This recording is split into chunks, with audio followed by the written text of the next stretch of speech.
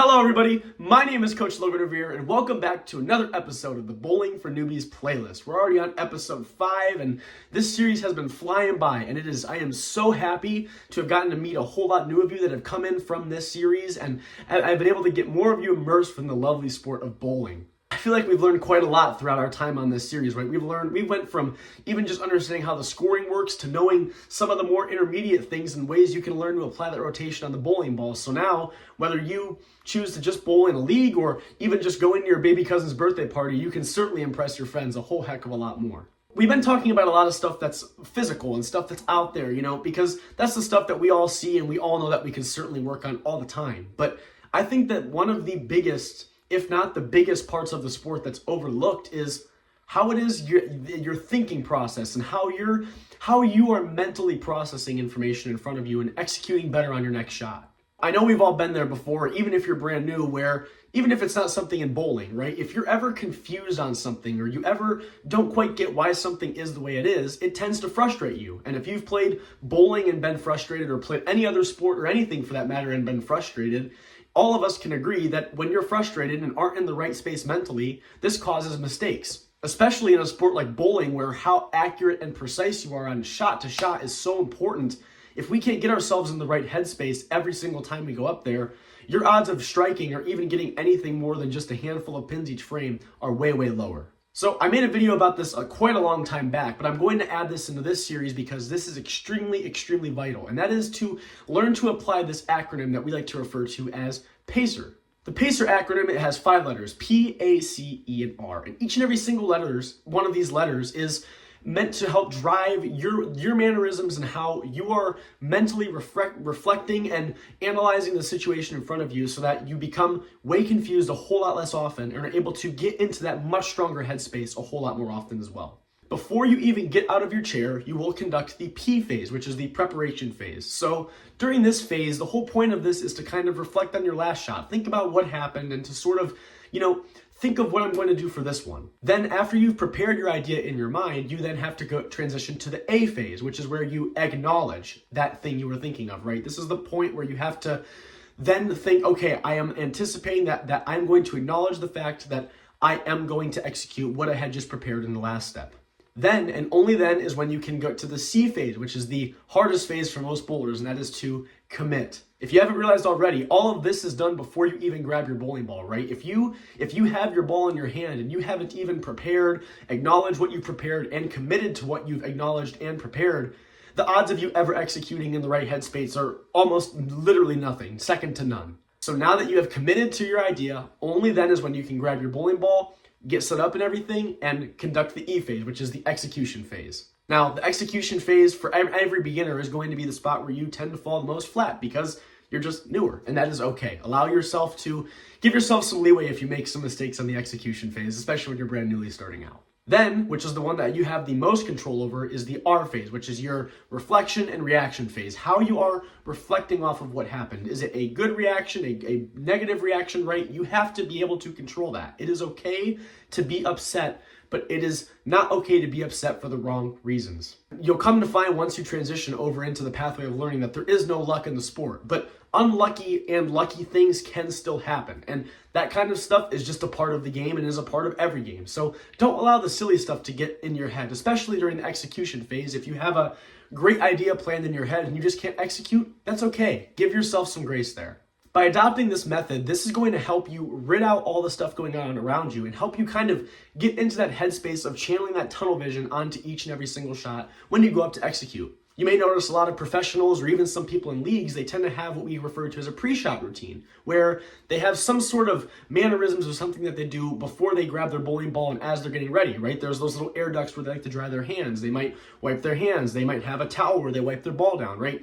All that stuff is just meant to buy that player time to get into the right headspace, make sure that they feel prepared, and get them into that spot where they know that they can execute at the highest odds of percentages of executing on how they anticipated that they would. I know it sounds silly, especially if you're just getting new, right? I mean, this whole concept, it's bowling, dude, right? I get why people can say that. Coach Logan, it's just bowling, right? How can you really get that upset? I promise you, if you have not been into that scenario where you've been upset, it's like every other sport and every other hobby and anything else, right? Frustration will get the better of you at some point. But if you adopt this, it will ensure that it takes advantage of you way less often, and especially when it comes to how you execute, right? If you're newer, you're going to struggle with that. But if you do everything in your power to have the highest odds of executing at the highest level of which you can, given your experience, that will immediately help you score better instantaneously and get you a leg up on your peers also instantaneously. With all this being said, I don't think that there's a whole lot more I need to cover throughout this series, because most of the other stuff that I would cover in this series is ultimately going to be covered in the pathway of learning as you conclude this episode and segue your way over to the pathway of learning. So I have a handful of parting wisdom that I will say here, and then from here on out, this will be the last regimented episode of this series. There may be some other supplementary videos that get added on, but this is the last major numbered episode of the series that I think will have all of the baseline knowledge you need so you can go into the pathway of learning having a basic understanding and be able to learn a whole heck of a lot easier. The big question I've been getting asked by a lot of rookies and newbies in the sport is, what should I get for equipment, right? And there comes a time when you need to get a bowling ball, and especially if you have not had the chance to get your own bowling ball yet, just wait until you do and you go into a pro shop and they get to fit your hand and they'll watch how you bowl and they'll find a bowling ball that best fits for you. It's a beautiful thing, and it really, really helps out your score, because it's almost like grabbing some random person's golf club and swinging with it. It never feels right than if you had someone get your exact club length and get the exact grip you like, right? It's personalized for you. There's a couple caveats to this though that I need to make clear.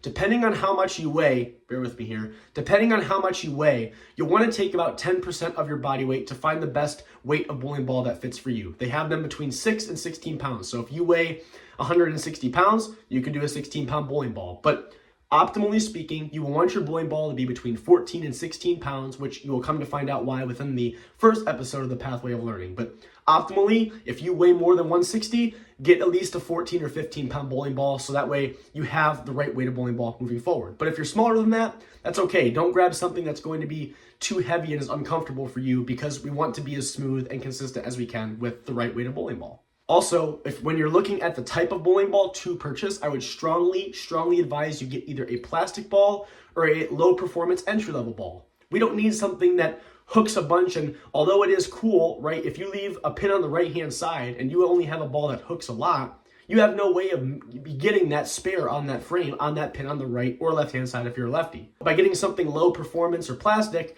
these are the ones that will hook the least and will offer you the most versatility all in one package. So I would strongly advise getting a plastic, or at the very least, get a entry level low performance bowling ball. Another key takeaway here is less is more. Within bowling, right, I like to think of it as a machine, right? There's the more movements you have and the more crazy things that you do when you're actually physically releasing the bowling ball, the more cogs there are in your machine. And the more cogs you have, the more easier it is for that machine to get messed up, right? If on a machine with 2 cogs, there's only 2 cogs that can get messed up. But on a machine with 1,000,000 cogs, only one of those has to get messed up for the whole machine to no longer work. A big thing that a lot of bowlers don't realize early on enough is to write down notes. Write down the things that you are confused about. Write down the things that you have come to learn over the years, so next time that you go out and bowl, you can reference these notes, or better yet, kind of provide clarity for yourself on a question that you had earlier that will immediately help you develop a whole lot faster than those around you. And last, and certainly not least, one of the biggest things that a lot of beginning bowlers like to worry about is what they're scoring.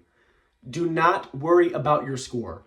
Worry about your next shot being better than your last, and worry about executing at the highest level you can, and I promise you, the good scores will follow suit. If you just focus on scoring well, and you have a game where you're falling behind, you have that sense in your mind that you're falling behind, and you bowl even worse. That does not help you execute that pacer acronym that we were talking about earlier. So just focus on the now, and the future will come. The good scores will come with 12 good shots every game.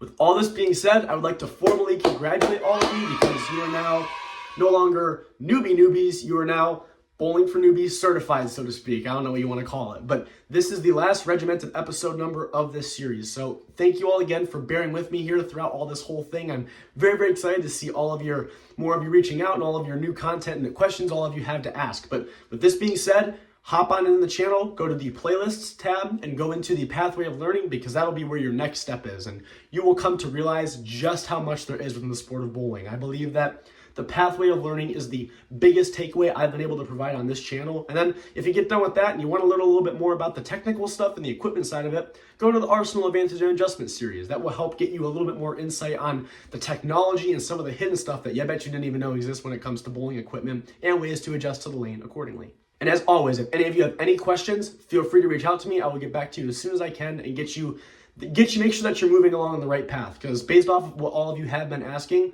you all have been on the right path. And I promise there is no dumb question. If you enjoy this kind of content, be sure to leave me a like and a subscription. It really, really helps me out. And I will see all of you on the pathway of learning. Congrats on your graduation.